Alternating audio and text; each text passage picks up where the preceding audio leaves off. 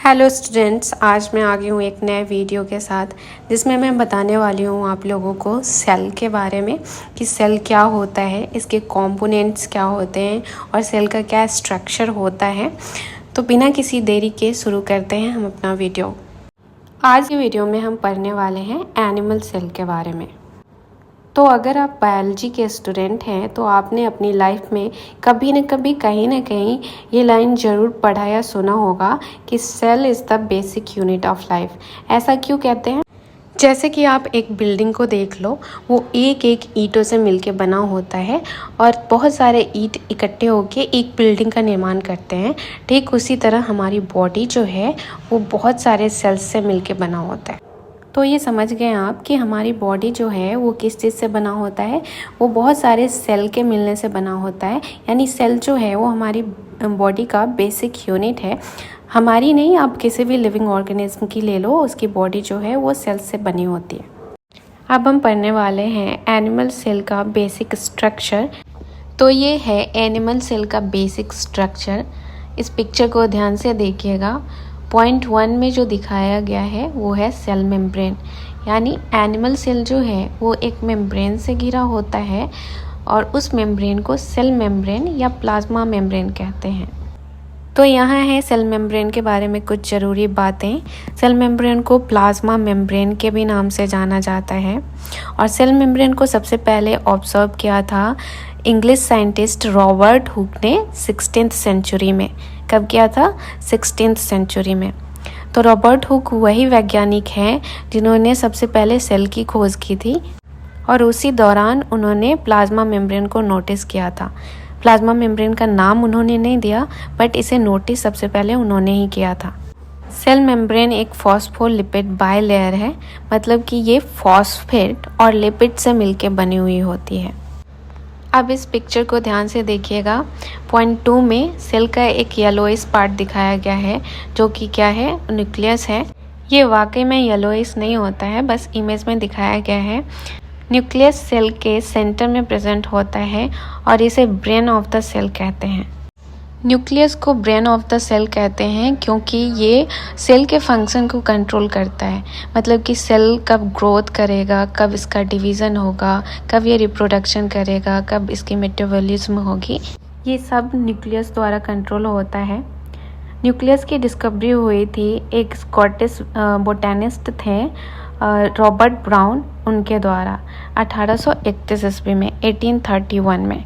Nucleus में genetic material होता है, मतलब कि सेल का सारा डीएनए जो होता है वो न्यूक्लियस में ही प्रेजेंट होता है। पॉइंट 3 में दिखाया गया है न्यूक्लियोलस को, जो कि न्यूक्लियस के अंदर प्रेजेंट होता है। इमेज में इसे पिंक कलर में दिखाया है। न्यूक्लियोलस जो है वो एक डेंस स्ट्रक्चर है जो कि प्रेजेंट होता है न्यूक्लियस के अंदर। ध्यान दीजिएगा, यहाँ पे न्यूक्लियोलस की बात हो रही है, न्यूक्लियस की नहीं। तो न्यूक्लियोलस जो है वो न्यूक्लियस के अंदर प्रेजेंट होता है। ये डेंस क्यों होता है? क्योंकि यहाँ पे बहुत सारी मात्रा में राइबोसोम की सिंथेसिस हो रही होती है, बहुत सारा राइबोसोम बन रहा होता है। और न्यूक्लियोलस खुद जो है वो बना होता है आरएनए और प्रोटीन से मिलके। ठीक है। न्यूक्लियोलस न्यूक्लियस का सबसे बड़ा पार्ट होता है। ये कवर करता है 25% ऑफ न्यूक्लियस।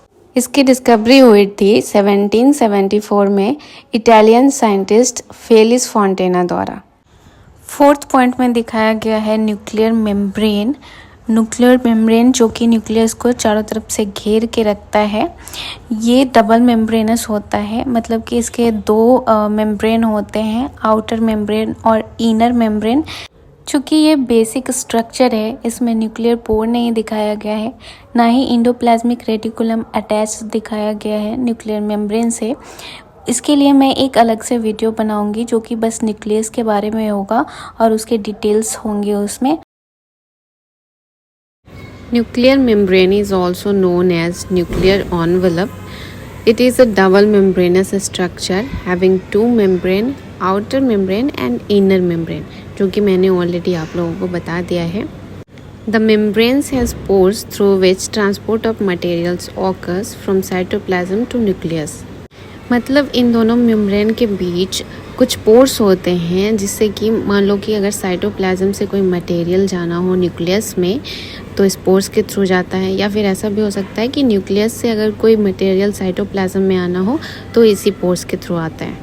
5th पॉइंट में दिखाया गया है साइटोप्लाज्म को। साइटोप्लाज्म क्या है? एक लिक्विड मटेरियल होता है जो कि सेल के अंदर पूरे में फैला होता है और इनमें ऑर्गेनेलीज जो होती है वो तैर रही होती हैं। ऑर्गेनेलीज क्या होती हैं? ऑर्गेनेलीज कुछ स्पेशलाइज्ड स्ट्रक्चर होती हैं जो कि सेल के अंदर साइटोप्लाज्म में तैर रही होती हैं। इन ऑर्गेनेलीज का खास फंक्शन होता है जो कि इन्हें दिए जाते हैं। जैसे हमारे ऑर्गन्स डिफरेंट हैं, उनके डिफरेंट फंक्शन है, वैसे ही सारे ऑर्गेनेलीज के डिफरेंट फंक्शन है। यहाँ जो भी आप देख रहे हैं nucleus, endoplasmic reticulum, mitochondria, etc सभी ऑर्गेनेलीज हैं। साइटोप्लाज्म क्या होता है? एक थिक सॉल्यूशन यानी लिक्विड होता है जो कि सेल के अंदर भरा पड़ा होता है और इस साइटोप्लाज्म में पाए जाते हैं वाटर, सॉल्ट्स, आयंस एंड बहुत सारे ऑर्गेनिक मॉलिक्यूल्स। इसकी खोज कब हुई थी? इसकी डिस्कवरी हुई थी 1665 में रॉबर्ट हुक द्वारा। 6th पॉइंट में दिखाया गया है rough endoplasmic reticulum. Rough endoplasmic reticulum जानने से पहले जान लेते हैं कि एंडोप्लाज्मिक रेटिकुलम जो होता है वो 2 तरह का होता है, स्मूथ एंडोप्लाज्मिक रेटिकुलम और rough endoplasmic reticulum. Endoplasmic reticulum को समझाने के लिए मैंने लिया है ये पिक्चर, जिसमें कि आप देख रहे हैं ब्राउनिश सर्कुलर वाला जो पार्ट है वो क्या है? न्यूक्लियस। और न्यूक्लियस के मेम्ब्रेन से जुड़ा हुआ है बहुत सारा ट्यूब लाइक स्ट्रक्चर, एक ट्यूब दूसरे ट्यूब से जुड़ा हुआ है। ये क्या है? ये है endoplasmic reticulum. Rough endoplasmic reticulum जो है वो थोड़ा रफ दिख रहा है क्योंकि इसके ऊपर राइबोसोम होते हैं, और स्मूथ एंडोप्लाज्मिक रेटिकुलम के ऊपर राइबोसोम नहीं है, इसलिए ये स्मूथ दिख रहा है। यहाँ बहुत सारे ट्यूब एक दूसरे से जुड़ के एंडोप्लाज्मिक रेटिकुलम बनाते हैं। इस एक ट्यूब को क्या बोला जाता है? इसे बोला जाता है सिस्टर्नी। तो एंडोप्लाज्मिक रेटिकुलम क्या है? A flattened sac like structure, tube like structure connected to the nucleus and evenly distributed through the cytoplasm. और इसके ऊपर रफ एंडोप्लाज्मिक रेटिकुलम के ऊपर राइबोसोम होते हैं, स्मूथ एंडोप्लाज्मिक रेटिकुलम के ऊपर राइबोसोम नहीं होते। रफ एंडोप्लाज्मिक रेटिकुलम का काम है प्रोटीन बनाना, प्रोटीन की सिंथेसिस करना, जिसे सेल यूज़ करता है वेरियस फंक्शन के लिए।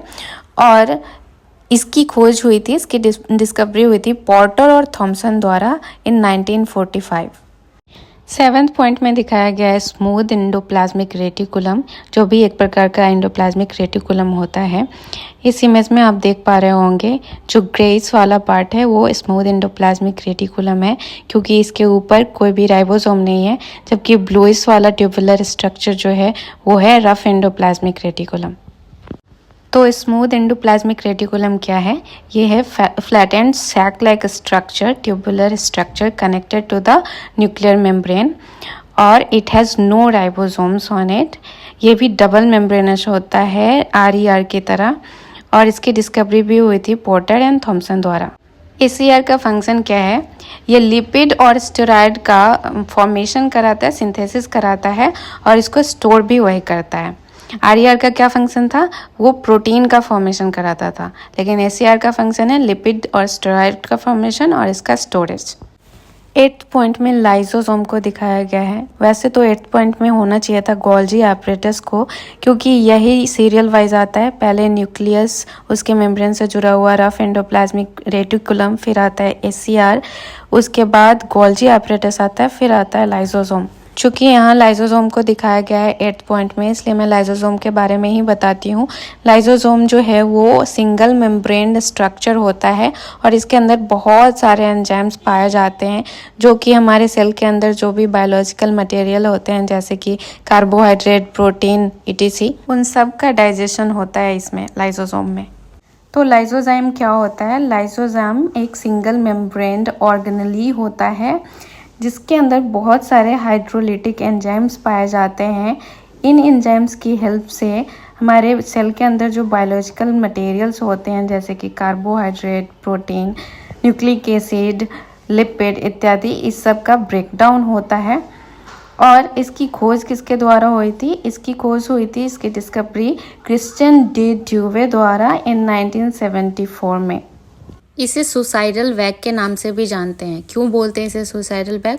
क्योंकि ये कभी कभी अपने सेल के भीतर ही फट जाता है और पूरे सेल को डाइजेस्ट कर लेता है। 9th पॉइंट में जिसे दिखाया गया है वो है गोल्जी एपरेटस, जिसे कि गोल्जी बॉडी के नाम से भी जानते हैं।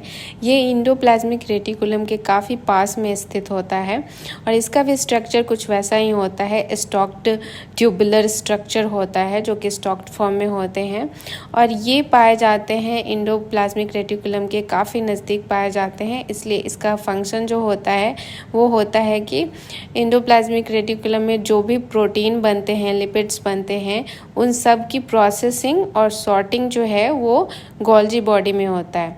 जैसे कि अभी सीधे शब्दों में आप जान लो कि प्रोटीन का कोई ना कोई स्ट्रक्चर होता होगा, तो इंडोप्लाज्मिक रेटिकुलम में जो भी प्रोटीन बनते हैं उसमें कुछ ऐड करना हो, कुछ रिमूव करना हो, तो वो सारा काम कहाँ होता है? गोल्जी एपरेटस में।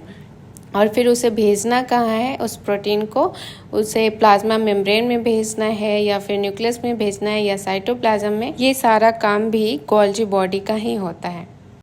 तो गोल्जी एपरेटस जो है also known as Golgi body, it appears as a series of stocked membrane. Its function is the further processing and sorting of proteins and lipids, जो कि मैंने ऑलरेडी आप लोगों को समझा दिया है। And it was discovered by Italian physician Camillo Golgi in 1898 and it is a single membrane organelle, मतलब ये सिंगल मेम्ब्रेन बाउंड होता है। 10th पॉइंट में जो दिखाया गया है वो है वैक्यूल्स।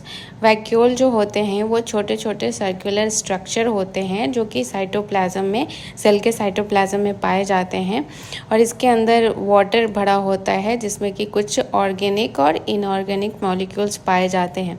इसका काम होता है कि सेल के जितने भी वेस्ट प्रोडक्ट हैं उस सबको स्टोर करना। तो वैक्यूल जो है वो है सिंगल मेम्ब्रेन बाउंड ऑर्गेनेली। इसका फंक्शन है to store waste products of the cell and इसमें पाया जाता है वाटर और कुछ ऑर्गेनिक और इनऑर्गेनिक मॉलिक्यूल्स। इसकी डिस्कवरी हुई थी डच साइंटिस्ट एंटोनी वॉन लीeuwenhoek द्वारा इन 1676। 11th पॉइंट में जो दिखाया गया है वो है सेंट्रोसोम। सेंट्रोसोम एक ऐसा ऑर्गेनेली है जो कि सिर्फ एनिमल सेल में पाया जाता है और इसका फंक्शन होता है सेल डिवीज़न को रेगुलेट करना। इसके फंक्शन के बारे में डिटेल्स हम पढ़ेंगे एक सेपरेट वीडियो में। इसके स्ट्रक्चर को समझाने के लिए मैंने लिया है ये इमेज, जिसमें आप देख रहे हो कि सेंट्रोसोम में 2 सेंट्रियोल्स होते हैं जो कि एक दूसरे के परपेंडिकुलर परे होते हैं और इन दोनों सेंट्रियोल के चारों तरफ होता है प्रोटीनेशियस मैट्रिक्स। इस प्रोटीनेशियस मैट्रिक्स को बोलते हैं पेरीसेंट्रियोलर मटेरियल।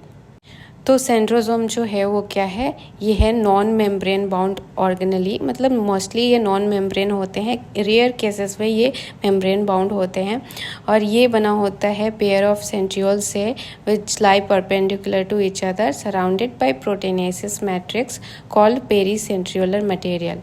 इसका मेन फंक्शन है regulation of cell division. It was discovered by Edward von Beneden in 1876। 12th point में दिखाया गया है राइबोसोम। राइबोसोम जो होता है वो एक नॉन मेम्ब्रेन बाउंड ऑर्गेनेली होता है, मतलब कि इसके चारों ओर कोई मेम्ब्रेन नहीं होता है और ये पाया जाता है 2 तरीके से। या तो ये साइटोप्लाज्म में फ्रीली घूम रहा होता है या फिर ये बाउंड होता है न्यूक्लियस या फिर इंडोप्लाज्मिक रेटिकुलम के मेम्ब्रेन से। राइबोसोम को समझाने के लिए मैंने लिया है ये इमेज।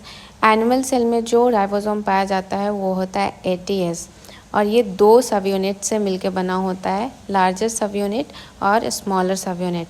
लार्जर सब यूनिट जो होता है वो होता है 60S और स्मॉलर सब यूनिट जो होता है वो होता है 40S। दोनों मिलके बनाते हैं ATS ribosome.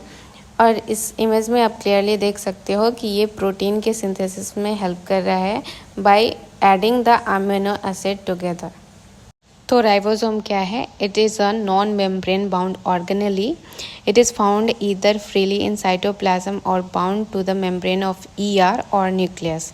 Its function is the protein formation and it was discovered by Romanian American scientist George Emil Palade in 1955.